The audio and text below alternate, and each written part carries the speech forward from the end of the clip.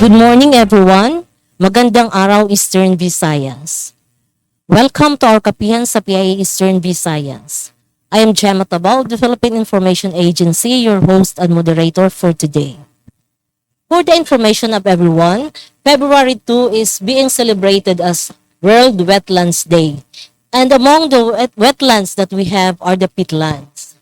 So we'll be discussing here more about peatlands.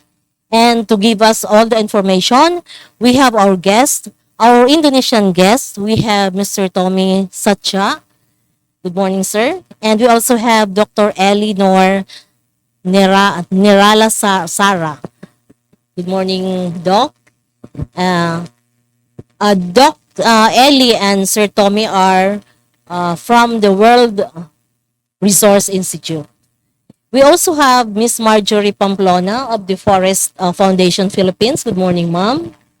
Mr. Jerome Montemayor of the Foundation for Philippine Environment. Good morning, sir. And of course, we have our very own Miss Paulina Nayra from the Weavers, our very active partner here in the region. Good morning, Miss Pauline. Of course, we also have our media partners here. Who despite the rains, they still managed to come. Thank you so much for responding to our invitation and good morning. Before we start the ball rolling, may we request our guests to give their opening messages. Good morning. It's nice to be here. My name is Tommy Satya. I'm from Indonesia. I'm with the World Resources Institute Indonesia.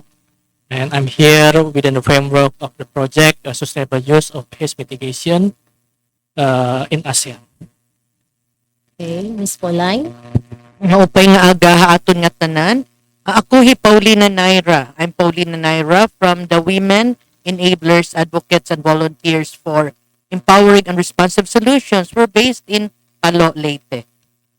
Thank you, Ms. Yes, magandang umaga po sa ating lahat. So, ako po si Marjorie Pamplona from Forest Foundation Philippines. So, our office is located in Makati. So, we are a grant-giving organization, a non-profit, that provides supports on the initiatives and projects that supports on forest conservations. So, good morning. Thank you, Sir Jerome. Opay nga aga, it's nice to be back from the pandemic to celebrate again World Wetlands Day here in Region 8. So I'm Jerome L. Montemayor. I have two hats today. I'm the Interim Executive Director of the Foundation for the Philippine Environment, and I'm also with Tommy composing the People for Peat or EUSUPA component in the Philippines.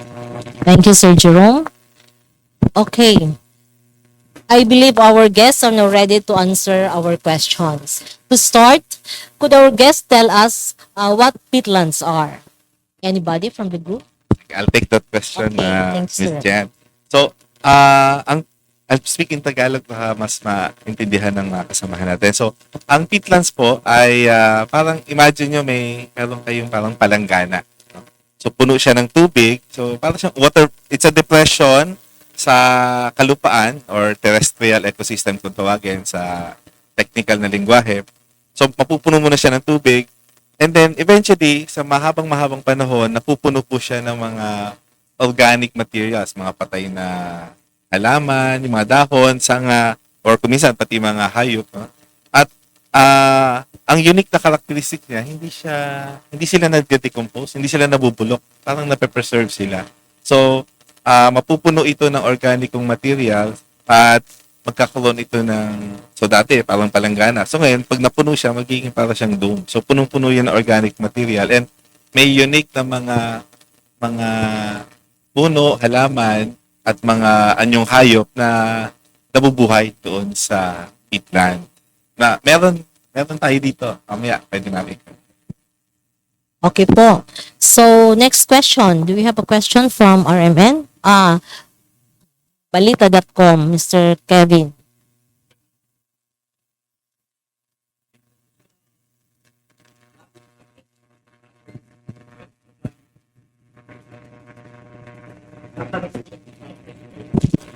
Okay, thank you for that question. Meron tayong peatland dito sa Leyte. Ang tawag niyan ay Leyte Saba Peatland or Leyte Saba Peat Swamp Forest.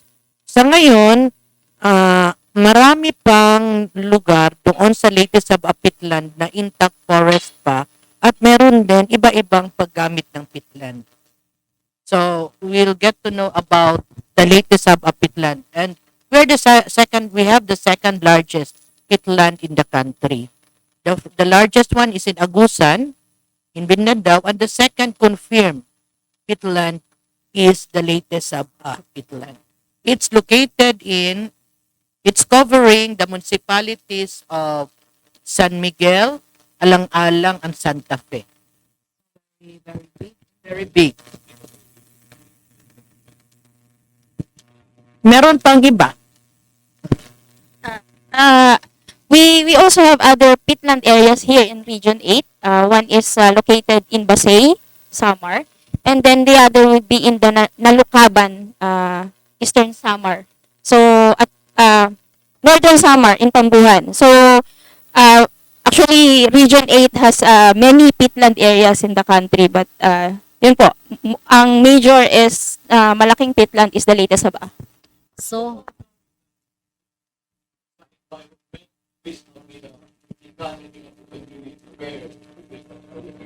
yes, What are the importante uses ba of ito? Are peatlands important? So, what are the uses? Thank you for the question. So the peatland is very important in terms of regulating the water resources, and also it is very important to store the carbon emission. So it prevents the release of carbon into our atmosphere. So giving this importance, so it is very important to maintain the peatland condition. So not to dry the peatland and to burn the peatland, because one, it is burned because the peatland is very high in a carbon storing. So it's very hard to put out the fire in the peatland. So once it gets burned, it can burn for quite a long time, and it releases carbon to our oxygen that will also impact negatively to our already severe condition on the global climate change. That's the importance of the peatland, to store our carbon and to regulate our water resources. So, we really have to protect our peatlands. Why?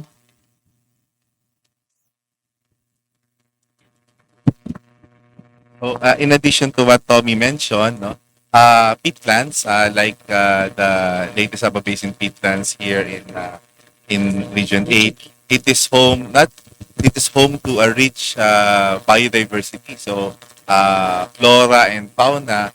And in fact, we are, with the research supported by Forest Foundation in the past 5 years, there were discoveries of species that were not originally known to be present in the region. So, imagine what else could be discovered or identified once more studies are conducted. Plus, I think Ms. Pao can add later that it also provides very important ecosystem services for the community. So a lot of people depend on the peatlands ecosystem for their subsistence and livelihood, and hopefully we can elevate this into enterprises that will not just improve their quality of life, but maybe they can become very rich economically, from the sustainable use of peatlands here in the. Yes, go ahead. Okay. Maaron ba kamo nga itong peatland amo itong dako na source in tikog? So, dinhi Region 8, kung sikat kita hitong banig, made of Basay. tikog, dito Basay, the tikog are coming from the latest Saba peatland. So, kung gusto naton mag-asenso paan aton tikog industry, then we will have to protect the peatland. And so, that will provide livelihoods, sustainable livelihoods to our communities. So, Basay Tikog are also coming from the Basay peatland. From Leyte. Leyte Samar and also Basay. Latest Saba peatland. I will explain it. The rivers is from Basay, But the raw materials, the tikog itself is coming from the Leyte Leyte Sabah. Sabah. So, yung raw materials is coming from here because they said that yung tikog coming from Leyte Sabah Peatland is much superior and mas mahaba in terms dun sa ano. So, mas maganda siya for weaving banigs and other So products. walang tikog na nanggagaling sa base. Meron din po, but hindi siya ganun kahaba. Actually, we also have a project na nagtatanim po kami ng tikog with another partner po sa Basay, with people's organization there. But yun nga, we studied kung paano siya patubuin kasi nga, para maging sustainable po yung source ng So raw the good materials. tikog materials are coming from the Leyte Sabah. Yes. Okay. Okay, go ahead. Tell Ito us. po ang kwento. So, as mentioned earlier, no, ang Basay po is also a peatlands.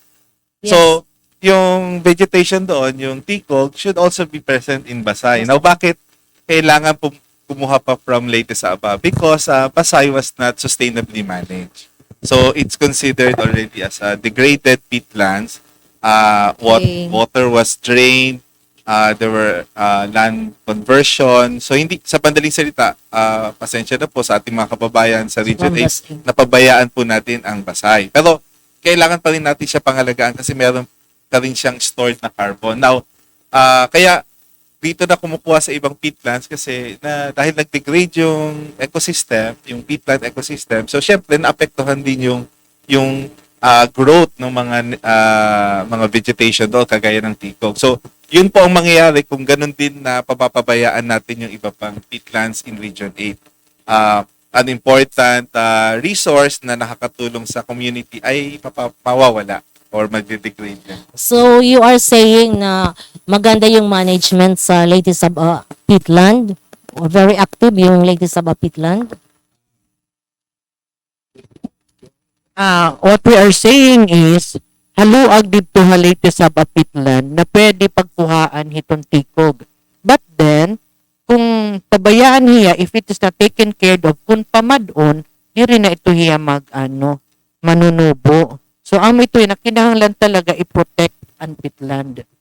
I-protect, ipadayon iton magkaadahin maupay na management para di rin naton ma-overexploited ang aton peatland so that we will have a sustainable source of raw materials that can be used for livelihood. Okay, before we give the floor to Justine and Sylvia, related to your statements, what are the initiatives being done by your groups to address the problems or to manage well the peatlands that we have here in Region 8?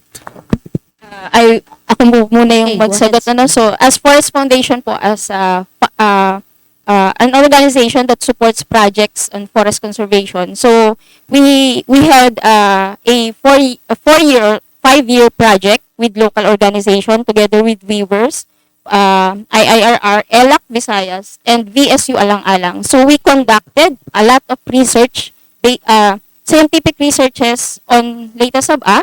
We also have rehabilitation, restoration initiatives with the community, with weavers, and a participatory action research on livelihood, on what other livelihood opportunities that we can provide in the community since peatland is not basically not feasible. Hindi siya magandang pagtaniman ng palay. So, hindi talaga po nakaka-income yung communities. So, we have projects that support on ano yung potential na livelihood initiatives na pwede nating ibigay sa community just to have magkaroon sila ng sustainable source of income. So we have projects like that, and also IEC and information education campaign. When we started our project, medyo most of the communities didn't know what luyon-luyon is. Luyon-luyon is a type of forest. Isa po siyang gubat, isa siyang gubat. But yun nga, hindi po siya alam ng komunidad, ng community. Nung pumasok kami, medyo, yun lang po yung alam nila. It's a luyon-luyon. But technically, wala po silang alam. But after the project, yung kanilang mindset na bago, and na ano po yung mindset nila is they want to protect the peatland because this protect them also from flood and also source of their income and livelihood. So right now we have a lot of projects also. We will also invite you tomorrow because this is a parang week-long celebration. Tomorrow will be the World Wetlands Day, and we will be having peatland education and action for kids with Tinker House, a local organization here in Leyte. Ito po ay mangyayari sa Wild Wild Pig tomorrow by 1:30. So I will also want to invite you if you're available that you makita nyo po yung aming activities bukas for the kids living in the communities of Leyte Saba. Curious lang po ako. Ano po is luyon-luyon different from ito nga, kumunoy? Ano ba? Ano ba yung ano doon sa Peatland? May kumunoy ba doon? How about kumunoy? What is kumunoy? Kasi po, in the Philippines, wala tayong parang specific na direct translation ng peatlands. Ang luyon-luyon, parang it describes yung characteristics of a peatlands na yung parang nga siyang kumunoy. Okay. So the closest term that we can use to refer to peatlands is luyon-luyon. Yun yung Luyon-luyon is Tagalog term?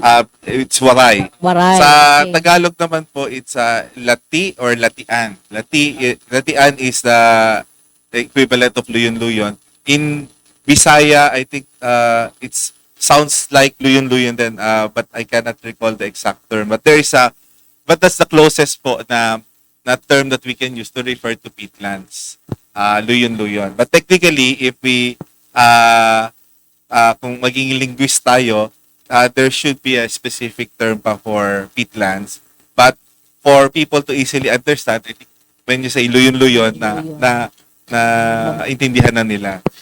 And ma'am, to add dun so as a complementation to what Forest Foundation is doing, People for Peat or SUPA, yung nickname mahaba yung pinakilala ni Tommy na pangalan ng project, SUPA, yung Sustainable Use of Peatlands and Haze Mitigation. We call it People for Peat. To complement yung ginagawa na ng Forest Foundation, we also, meron kaming what we call the business hub. Maybe Tommy can elaborate a little bit later. And then, right now, this week, as part of World Wetlands Day celebration, at nakatahi din yan dun sa celebration na gagawin kasama ang Forest Foundation, is the, what we call the Peat Ranger training and lecture series. So, wherein volunteers from the leaders and volunteers from the community are trained by experts from the Philippines, including experts from Indonesia. Indonesia kasi 16 million hectares of peatlands nila. So, with that vast area, talagang malalim yung experience. So, they're sharing their knowledge with our community members para sila na. And then, this week, those that were trained from the community, sila na nag-train ng iba pa nilang mga kasamahan sa komunidad. So, it's, we're seeing future community leaders ng, ang tawag nila sa kanila ay Peat Rangers. Iba to dun sa parang Rangers na military, but these are volunteer force ng community na pangalaga sa ating mga luyon-luyon. Okay, I think Miss Marjorie has mentioned indirectly that there are people living near the peatlands here in the region. So, safe ba ito sa mga residents, especially the children? Originally po kasi yung Leyte Saba dapat walang tao talaga. Kasi kumbaga yung Leyte Saba area po nila yon. But since yung syempre madami na ding tao sa atin and we Filipinos can live anywhere. But I think right now it's safe to say, but pag medyo malakas po talaga yung ulan, bumabaha. And ngayon medyo merong sakit sa peatland, sa Leyte Saba, yung cysto, if you're familiar with that. So meron po siya doon. So actually it's not safe, but mukhang nakasanayan na ng mga communities eh. And many communities are living there po talaga sa Leyte Saba. Okay, Sylvia, do you have a question?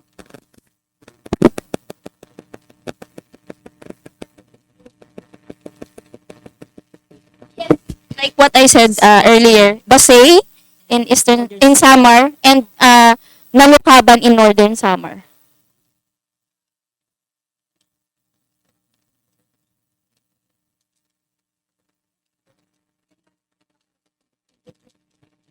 originally siya ay forest. Is a type of forest. So talagang nandiyan na siya. Wala pa yung tao, nandiyan na siya. So, dapat siyang protektahan kasi siya ay ating likas yaman na kung saan meron siyang nagagawa para tayo ay maging safe yung ating communities or yung ating environment.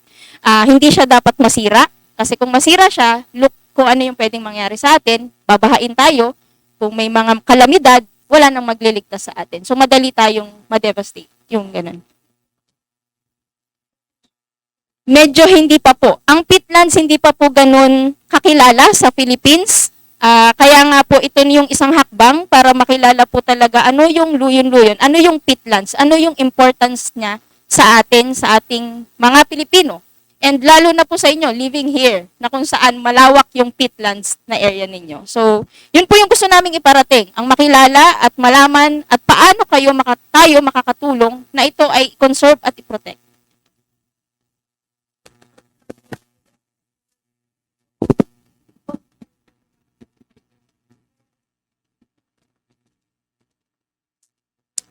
Come again, what do you...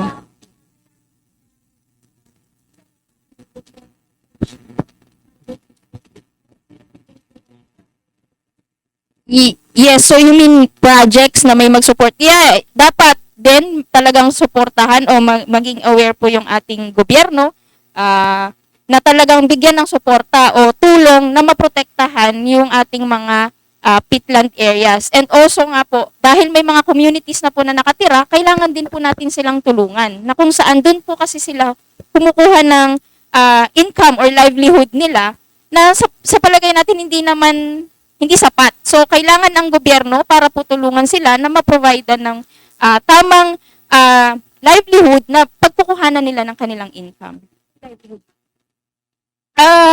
Doon po sa studies namin, isa is yun nga, yung mga gaway, tikog, farming, taro, and then meron pong other, potential siya for livelihood, ecotourism actually. Aquaculture kasi dito diba, ang naturalesan peatland tubigon. So hatubig may ada isda. So ang isda dito may ada unique na mga isda na aadto laha Leyte sa peatland. So ihapag kaya na nagagamit itong mga tao basta damot tubig nakakapangisdahira ang nakakakuha hirahin mo mahal na presyo because ang ira isda diri common. No, ang mga fresh water like pantak, so gadito. So, amo ito hiya. So, kung amo ito, kung i-maintain natin itong health, itong peatland, na permiya mo, los, may tubigon hiya, madamot isda. Naguti ay itisda dito, magkakamagtay itisda dito, kung magpapadayon, andiri maupay na pagdakupin isda. Ang mga nangunguryente, ang nagsusunog kabanwaan para makita ng isda, delikado ito. Kay kung sunugon nga ni Nayra, dirira maharam na dituhal ilarom, magsusunog kihapon ito.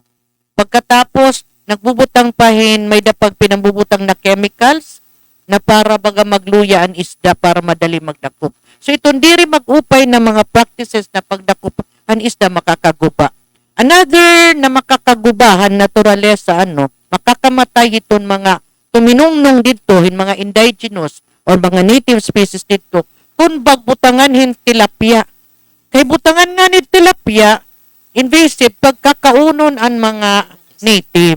So, patay itaton, mawawaraan aton natural, mga native na mga species dito.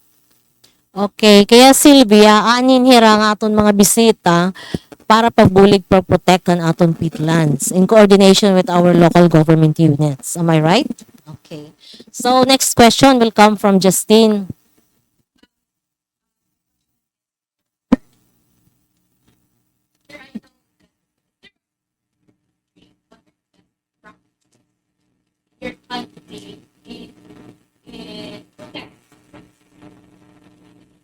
Thank you for the question.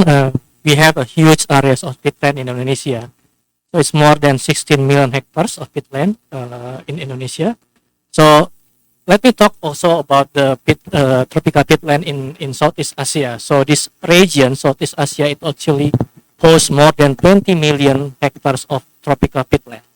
So it's very important to maintain these huge areas so that the peatland can serve as our protector in absorbing the carbon from being released to our atmosphere that will impact negatively to the global warming situation. So, in regard to your questions about the experience of our country in managing the peatland, so in 2015, the government of Indonesia established the specific agency, Peatland Restoration Agency, to manage and to restore the degraded peatland. So it was related also with the big peat fires in 2015. So from that experience, the government of Indonesia established this agency to oversee the restorations of degraded peatland. So the most important thing about the peatland is we need to keep the peatland wet. So that's the key. So please do not dry the peatland if we want to keep the function to absorb or to regulate the water resources and to maintain its capacity to absorb the carbon from being released to our atmosphere. So in terms of livelihood of the people living around the peatland, under the leadership of this agency, there is also some research to identify specific crops that can grow well in the peat soil.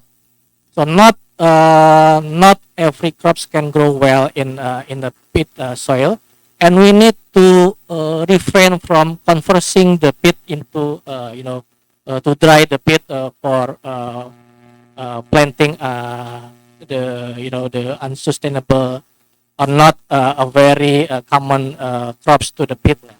So we need to identify what is the actual species or crops that can grow in the peatland.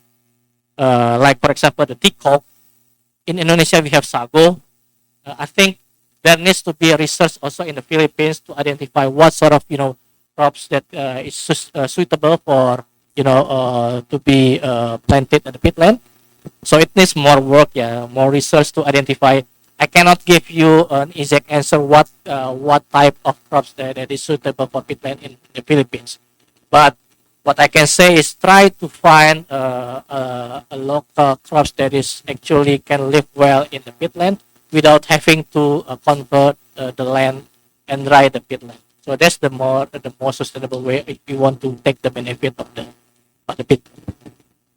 That's, Okay, thank you so much, Justin. So, here in the region, what are the initiatives being done by your groups to help protect our peatlands or address the questions relative to peatlands? Region-wise, we are now implementing a project that is supported by the European Union delegation. It is the component 2 of the sustainable use of peatland and haze mitigation in ASEAN, or we simply call it the SUPA project. So component 2 working on raising the awareness. So we're working specifically with the communities, with the university and research center, and also with the initiative on the livelihood. So we're working on region-wise, so not only in the Philippines, but we are working across the 8 countries in this Asia region. So basically, what we are doing under the framework of the SUPA component 2 is to bring about the awareness about the importance of the peatland. Like Jerome mentioned, there is one first thing to do when we trying to save our peatland is to understand the peatland. So we also provide support on some research on the peatland in the region. Working together with the peat rangers, we provide the trainings. We provide also the working together with communities to bring about the awareness. So awareness raising is important. First step to bring up the understanding about the peatland in the areas, and this hopefully within the framework of the program, this can also be sustained with later initiative at the country level. Okay po. So, in layman's terms, how could peatland help address the problem of global warming?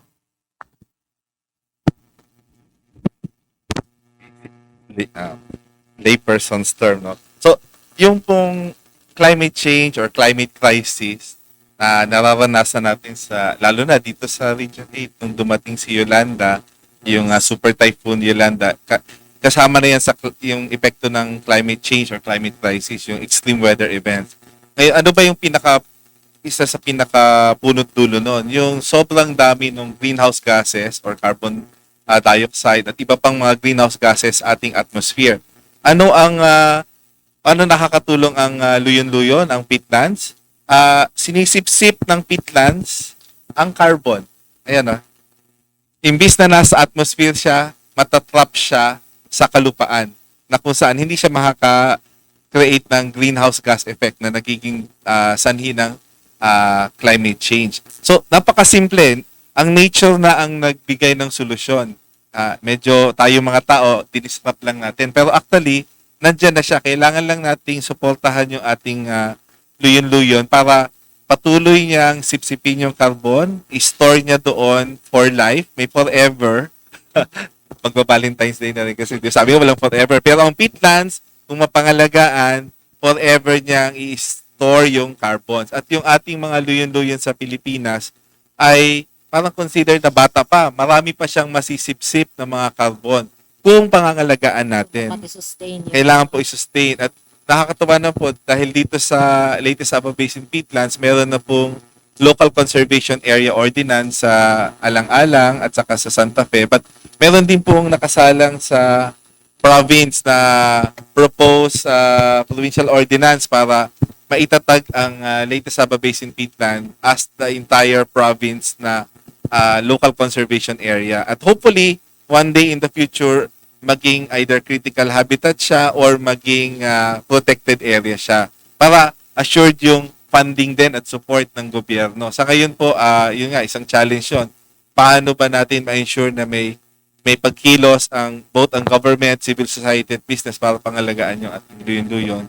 At meron pong nakasalang na siguro kailangan po ng suporta ng mga tao na encourage po yung inyong mga representatives sa Congress na suportahan yung Peatlands Bill na nakasalang po sa Kongreso at saka sa Senado.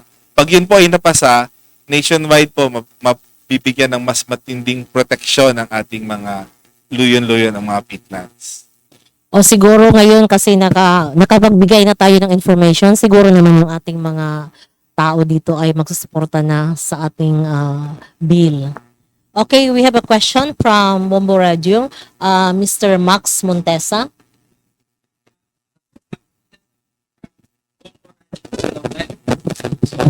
Ma'am sir, yung tanong ko lang po is what's the longer plan para maging successful itong mga isinusulong natin na propose lalo na yung bill na na-mention, and what if hindi ito maipasa? Ano yung possible na ating gawin or activities para mas lalo pa itong ma-realize ng public? Long-term plans. Okay, long-term plans. Una, kailangan magkaroon ng sustainable peatland management model. Ang kada isang probinsya or yung mismong peatland area, magkaroon ng modelo siya or yung, kumbaga, kasi iba-ibang sitwasyon kada lugar, no? So, magkaroon tayo ng respective na o kanya-kanyang sustainable peatland management na strategiya o modelo. At alam naman natin, ang pagpapasa ng batas sa Pilipinas, medyo matagal ng proseso. So, ang isang madaling pamamaraan ay sa municipal level or sa provincial level, magkaroon tayo ng mga ordinances, no? Na siyang immediate na mailalagay natin bilang protection. At sa mga ordinances din, pwede rin maglagay ng mga pondo, maglaan ng pondo or incentive sa mga private sector na gustong mag-provide ng corporate social responsibility at encourage pa yung mga kagaya ng Forest Foundation at People for Peat na patuloy na sumuporta doon sa civil society organizations na nagsusulong ng pagpoprotekta ng ating mga peatlands. But ang long term talaga ay magkaroon tayo ng batas para specific na pangangalaga sa peatlands. Kagaya sa Indonesia, merong siguro dahil may DNR naman po tayo, siguro may particular lang na division or unit within DNR na hawak tututok sa ano. sa peatlands. Siguro pwede na pagsamahin peatlands at wetlands. Ngayon kasi sa dami ng pinangalagaan ng DNR, kahit sa national at sa region, all the way sa Senro level, makakatulong kung meron talagang, kasi napaka-specialized ng ecosystem. So, kailangan din, specialized din yung yung skills at talento ng mga magmamanage, both sa government, civil society.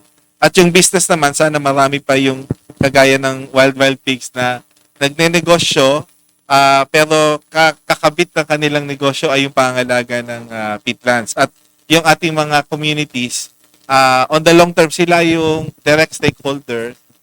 Sana patuloy silang magkaroon ng mga sustainable livelihoods para nakadugtong ang buhay nila sa peatlands, pangalagaan nila ang peatlands, pangalagaan sila ng peatlands. Sige, go ahead po. Mintras naguhulat kita itong balaod, ordinansa, ang tema hat aton World Wetlands Day yan na is its time. Ay nakita pag hinulat itong future, kay ang dapat gios yana. Yana, kay ang peatland diri ito magiging peatland, na mahupay kung waray tanom, waray mga puno. So it's time for wetlands restoration. It's time for peatland restoration. Yan na. Ang natanan kita, may ada role na maibubulig. Bisan la itong pagtanom. Ang pagtanom, han mga native na mga species. Ngan, paglikay, hiton, pagbantay na diri naliwat pag inuturon it mga kahoy dito. So, usapalad to. Okay, go ahead. Miss Pauline, di ba ang peatlands well protected man ini nga areas So hino man ang allowed magkuhan produce like for example hantikog or hino pwede mangisda didto or is this land open for anybody nga pwede lang kumadto magtanom nasa rin ka man niya magtatanom. So pwede kami masingad to magtanom or mag-harvest? Diri ka mo pwede ko magtupag-harvest. Pero pwede ka mo bumulig pagtanom hinpuno.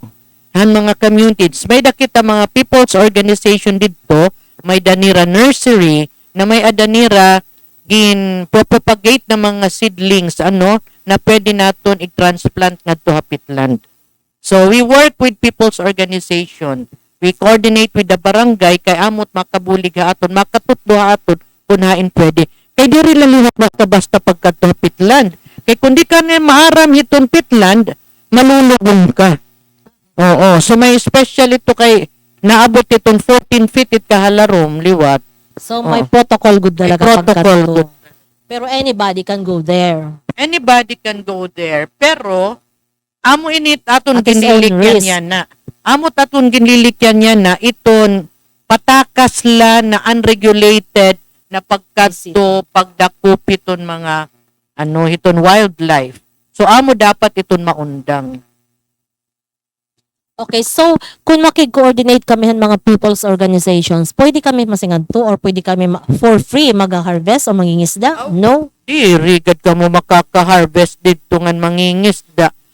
Dapat talaga one principle of sustainable development is to insisering nato na co-biogeographical equity.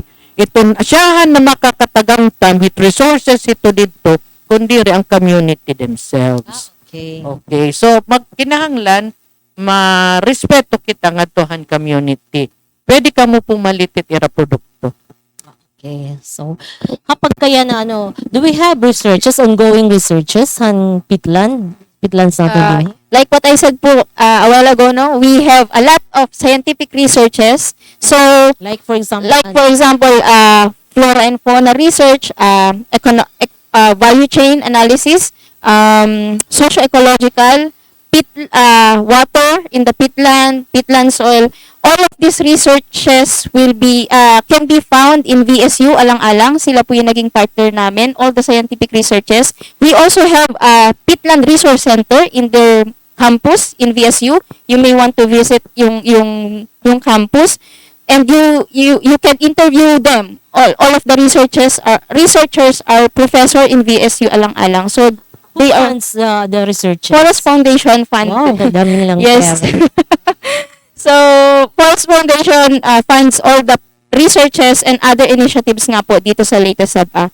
And also the provincial ordinance for Peatland is also funded by yung draft po is funded by the Forest Foundation. And we have a lot of initiatives ongoing also here, and hopefully mag-continue po yung aming support and initiatives po dito sa Leyte Sabah with the help of the local organizations and communities po living here in Leyte Sabah.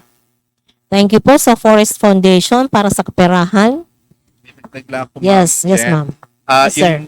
Yung na-mention ni Marge na napondohan na project, it's good na napondohan yung research sa Leyte Sabah Basin Peatland. But for the other peatlands, yung po yung wala pang masyadong mga research like in Pasay, in Nalukaban. There are some initial assessments na nagawa, but there's also a peatland section in Palo. Wala pa rin pong research doon.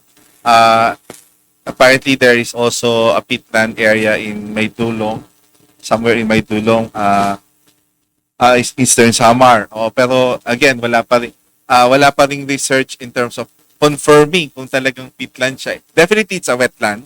Pero kung peatland siya, it requires a specific type of research, yung peat soil study.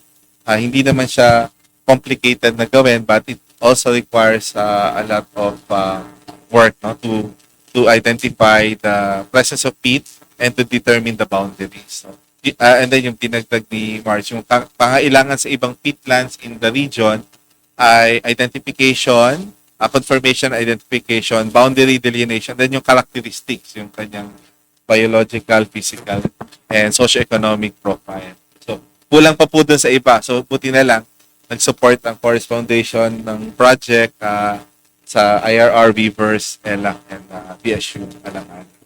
Okay, So, thank you so we much. need more of those in the region. Okay, maitanong lang po, ano po yung immediate actions natin para ma-save yung ating mga degraded peatlands? Iton siyahan ang pagpasabot, no, awareness raising, and then paggios, kasi we know what is the peatland and how important it is, but we need to do something. So what we did is yung mga organization dito, the community did planting, no, para mga revegetation, restoration and peatland, no. So mga tanom ito, mga puno ito na kundiin natubo dito, mga native, diri pwede ang mga diri taga dito na mga puno. So that's one. No, importante padayon hiton pag pinananom. Kay dako pa ito na kinahanglan ipadayon na pagtanom. Miss Pauline, ano po ang role ng weavers dito sa peatland conservation? Ang Weavers, usa na local na organization, ang among gusto is mapaupay iton kinabuhi iton kababayan-an. Ang kababayan-an may da pamilya, may da community. So, siyahan talagan manginano ang mga kababayan-an about an iya environment. Kaya kung magkasasakit, What is weavers, by the way? Weavers is a women's organization. It's an acronym for Women Enablers, Advocates, and Volunteers for Empowering and Responsive Solutions. So, we are women who weave our resources, our talents, our skills, our dreams and aspirations to help fellow women, their families, and communities. And one of those things that we need to take care of being mothers is Mother Nature. That's why we are with the latest sa Peatland. Mabuhay ang kababaihan. Mabuhay, oo. Siring pa, ang pag-address ni Saint Francis, ni Francis Assisi, the earth is our sister. So we should take care of the earth, protect the earth. So, actually, among gimbuhat dito, istorya dito sa barangay, nanginano, tapos nagtirokan mga tao para mag-studio about the peatland. Actually, ang research na pinambuhat ng Visayas State University was done in partnership with people's organizations. Ang mga taga dito, kaya iton maaram, kung hain maagi kan anot adto. So dako adto na information. The information amo iton importante iton local participation aton community bisano na aton gimbubuhat. So may mga organizations dito, farmers organization, may women's organization of persons with disabilities. Ang aton gimbuhat durungan kami na nag-aram about the peatland. Pinaagihan, sigihan or istorya about ang resultahan research. And then, nag-identify liwat o pudhan resultahan research, ano iton maangay napakabuhi.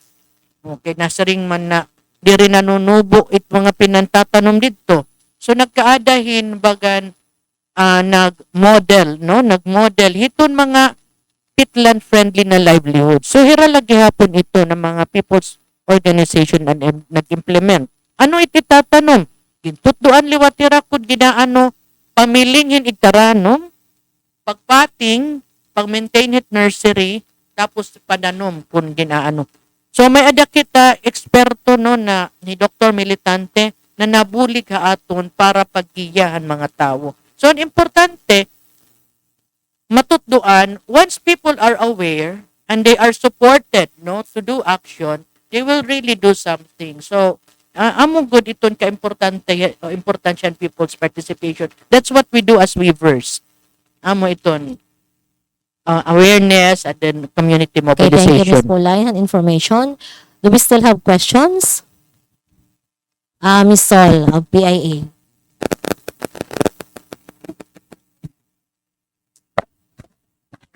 Johan noon status Peatland.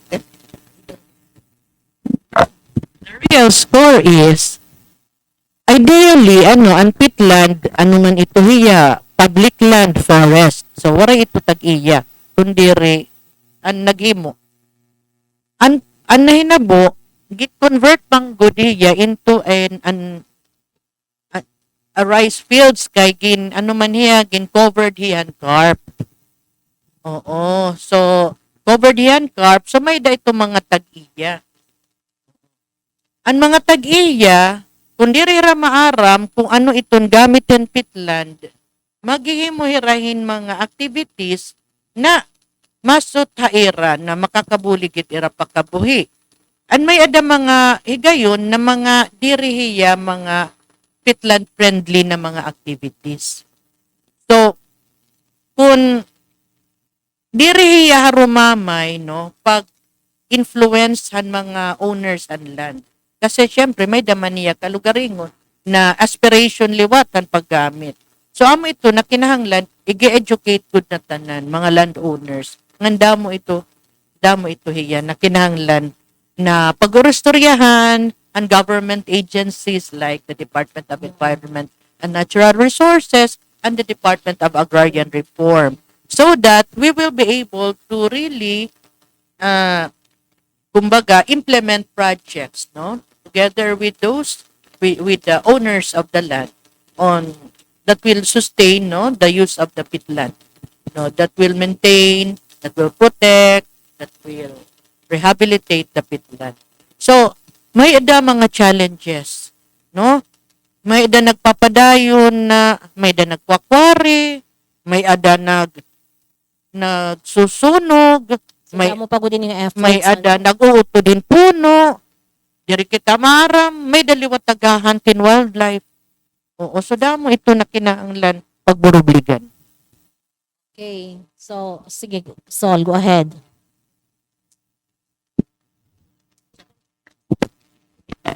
Uh, 2,186.12 hectares, no?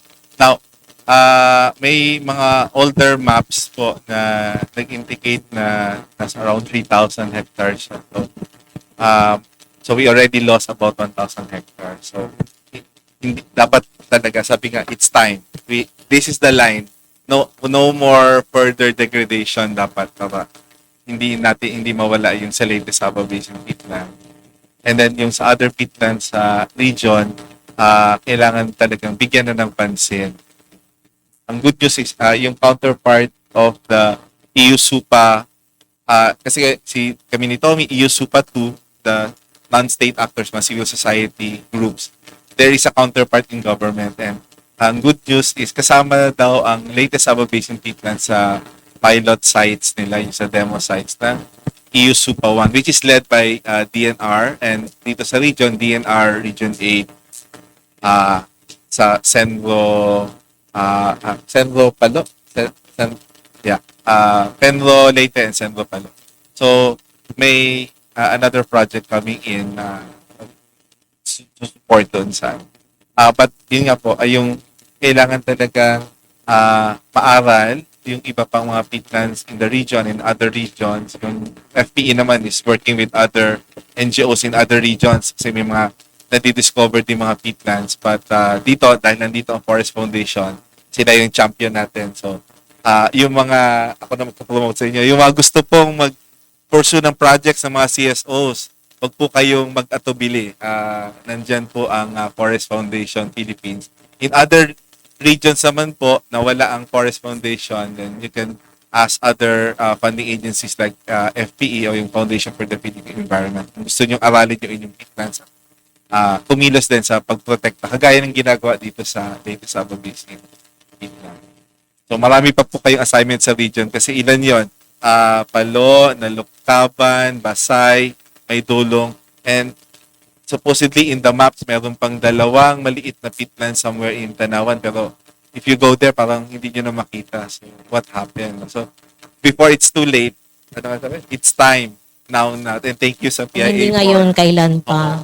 Thank you sa PIA for helping all of us in Our pleasure po. campaign to protect our wetlands and peatlands.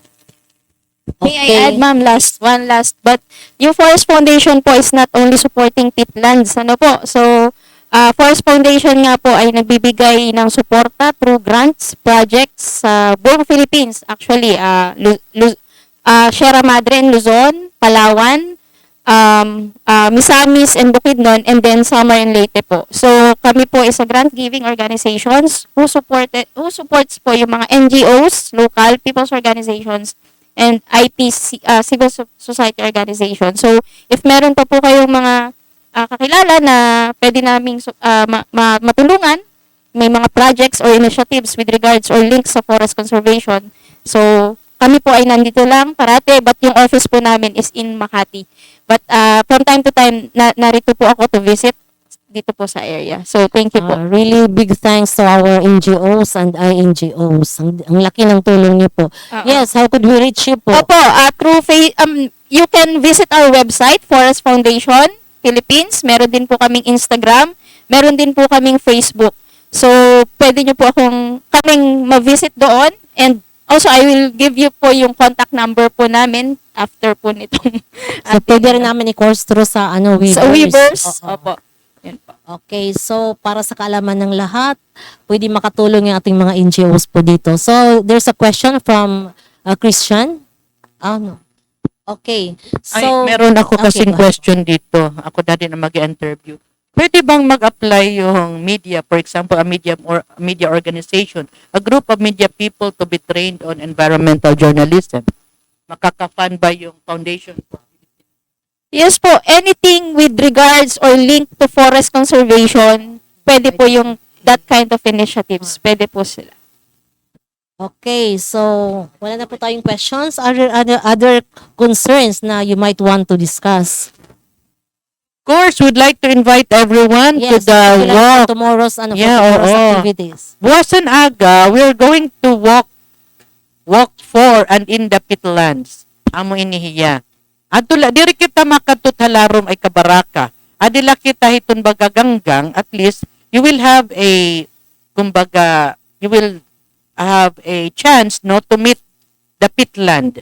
This will be led by the People's Organization and the Barangay Council of San Isidro, Santa Fe, Leyte. So for those who might want to join, saan Yes. kami pupunta? Punta kayo sa alas 6 pala, assembly time, kasi Where beautiful dito. Ganto ha gym, covered court, San Isidro, Barangay San Isidro, Santa Fe. Tapos, matikang kita paglakat, 6:30 in the morning. How Nato. far man naglalakton? Nasiring man dito, ang taga-barangay na hara nila didala. Oo, amo sari ka taga-barangay, hiraman ang aton marshal. Oo. Basta hara nila. Oo.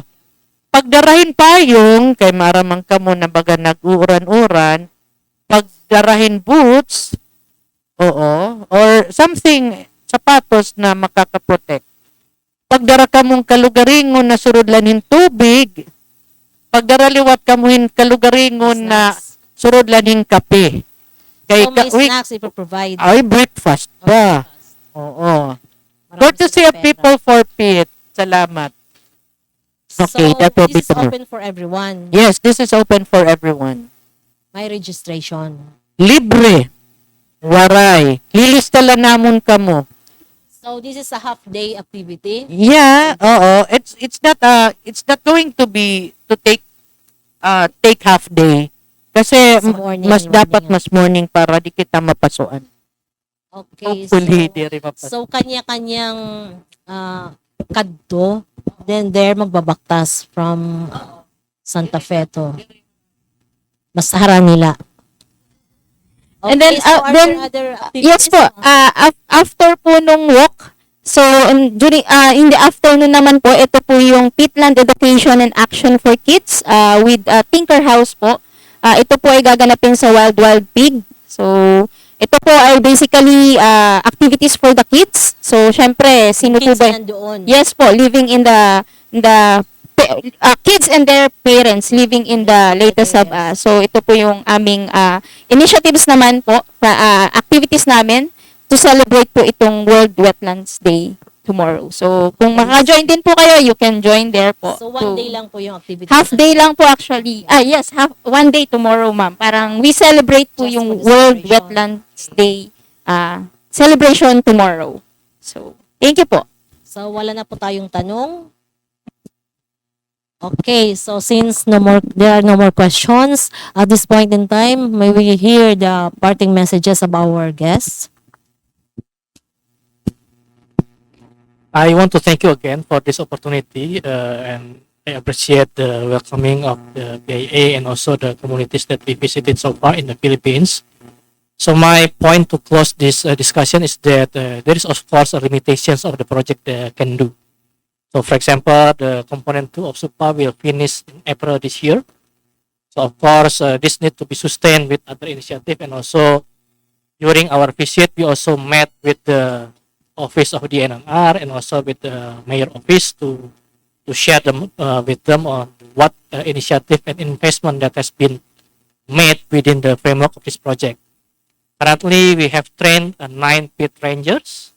We also provide grant to do peatland research this in the Quezon province in Tanak Ilaya peatland, and we also have some materials that can be also used for raising the awareness about peatland.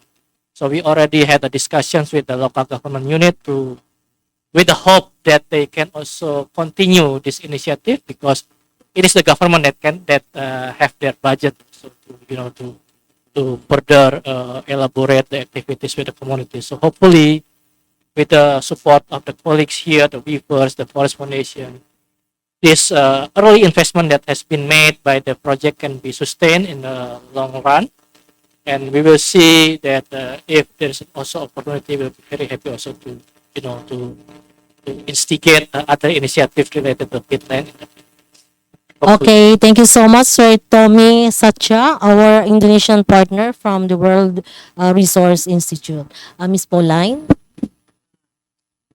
Salamat PIA, no? Salamat ngan haton mga local media and iyo baga pag-interes para hiton aton World Wetlands Day celebration. And weavers na nanawagan han aton mga kasangkayan dito barangay Divisoria na niyan may ada kita community lecture matikang alauna ngadto ha covered court. Tapos dida nananawagan gyap kami ha iyo to join our walk for the Peatland in the Peatland tomorrow morning 6 o'clock an aton pagkirigta. Ngan didahiton February 3 ang mga taga San Isidro liwat nga tuliwat kita han covered court han San Isidro para liwatin padayon na aton community lecture na pagtuon. Maraming salamat, Miss Pauline Nayra of Weavers. Miss Marjorie? Yes, yun po. Thank you po ulit. Maraming salamat po sa PIA and sa ating pong mga kasamaan sa local media po here. Yun po, ang gusto ko pong iparating ay tulungan nyo po kaming iparating pa sa nakararami. Not only in Region 8, but ay baka kaya nating ma-reach yung buong Philippines how important peatland are. Na tulungan po nating i-save, i-protect, and Yes. i-conserve kasi iilan lang po ito sa atin sa Philippines at wag po nating sayangin yung opportunity na meron po tayo nito. So help conserve and protect our own peatland forest in the Philippines. So thank you po. so much, Miss Marjorie Pamplona of the Forest Foundation Philippines. Sir? So, sa ngalan naman po ng Foundation for the Philippine Environment at ng People for Peat, no? Maraming salamat po PIA and sa ating mga kapatid sa kapatid ko puso, kapamilya at kakampi sa Peatlands, no? Kakampit, mga Peat champions sa Region 8. Maraming salamat po sa pakikiisa sa ating layunin na mapangalagaan yung ating peatlands and wetlands. Siguro yung isang parting phrase ko siguro is yung wetlands and peatlands are not wastelands. In fact, they are very valuable resource for everyone, no? Pangalagaan natin kasi para sa ating lahat po ito, hindi lang sa Region 8, hindi lang sa Pilipinas, kundi para sa buong mundo. Kasi pag sumipsip siya ng carbon, hindi lang naman yung carbon na nasa ibabaw ng Pilipinas, no? Yung carbons at greenhouse gases na nakaka-apekto sa buong mundo. So, yun po ang ating ambag sa global effort para malabanan ang climate change at para hindi na rin tayo salo ng salo sa mga extreme climate events kagaya ng Yolanda. So, no more Yolanda. Pangalagaan natin ang ating wetlands, peatlands, and other important ecosystems. Amen. Maraming salamat po, Sir Jerome Montemayor ng Foundation for Philippine Environment. So that ends our Kapihan sa PIA Eastern Visayas. On behalf of the Philippine Information Agency headed by Ms. Cheryl Amor, again, I am Gemma Tabao saying thank you and keep safe everyone. Maraming salamat po.